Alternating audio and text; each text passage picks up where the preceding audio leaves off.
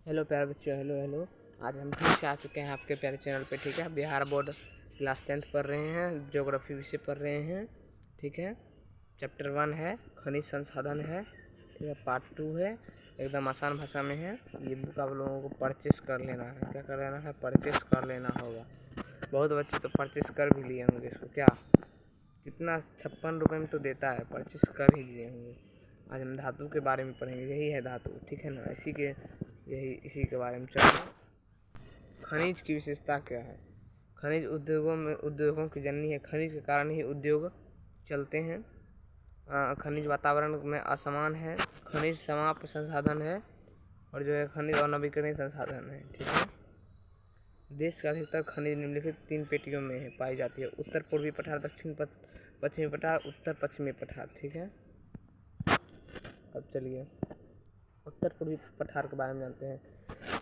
उत्तर पूर्वी पठार में छोटा नागपुर, उड़ीसा, छत्तीसगढ़ और आंध्र प्रदेश का पठार अवस्थित है। वहाँ मिलेगा। ठीक है, उत्तर पूर्वी पठार में लोह का जो अयस्क है वो मैग्नीज, अभ्रक, बॉक्साइट, चूना पत्थर, डालमाइट, तांबा, थीरियम, यूरेनियम, क्रोमियम, सिलिमेगनाइट तथा फॉस्फेट का भंडार है। ठीक है, फॉस्फेट का भंडार है। दक्षिणी पठार में केवल कर्नाटक और तमिलनाडु का पठार स्थित है। दक्षिणी पश्चिमी में लोह अयस्क, मैग्नीज, बॉक्साइट आदि पाया जाता है। देश के सभी तीनों सोने की खान दक्षिणी पश्चिमी पठार में है। ठीक है, अब चलते हैं उत्तर पश्चिम प्रदेश में। उत्तर पश्चिम प्रदेश का विस्तार खंभात की खाड़ी से लेकर अरावली श्रेणी तक है।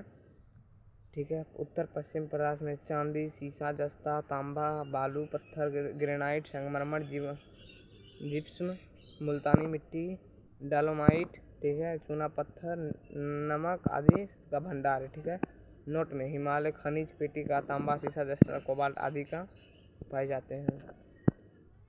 खनिजों का आर्थिक महत्व। खनिज का क्या आर्थिक महत्व है, इसके बारे में चलिए जानते हैं। खनिज उद्योगों की जननी है। ठीक है, खनिज का आर्थिक विकास के लिए संपदा आवश्यक है। ओके, विभिन्न उद्योगों में कच्चे माल के रूप में इनका प्रयोग किया जाता है। खनिज संसाधन के अभाव में देश के औद्योगिक विकास की गति एवं दिशा दे सकता है। खनिज संसाधन के अभाव में देश को आर्थिक अवरोध हो सकता है। ठीक है, खनिज नहीं रहेगा तो किसी देश का नहीं चल पाएगा। ठीक है, खनिज को हम बचाएंगे कैसे? खनिज क्षयशील एवं अनवीकरणीय संसाधन है।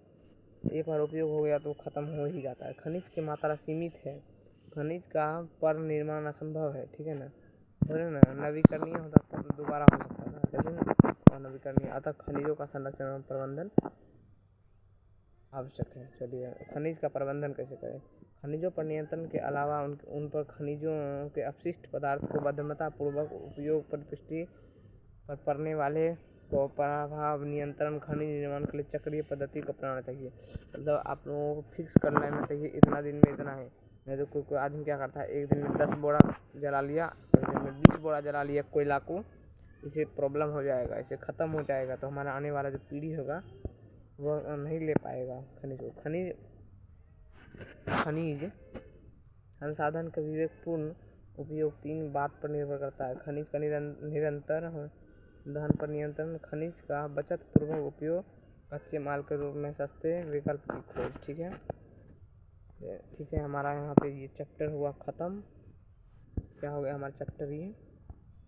इस चैप्टर हमारा हुआ ख़त्म। हमारा यहाँ चैप्टर हो गया द इंड। ठीक है ना, हमारा चैप्टर क्या हो गया? 21 में द इंड। ठीक है, आप लोग दिल बना के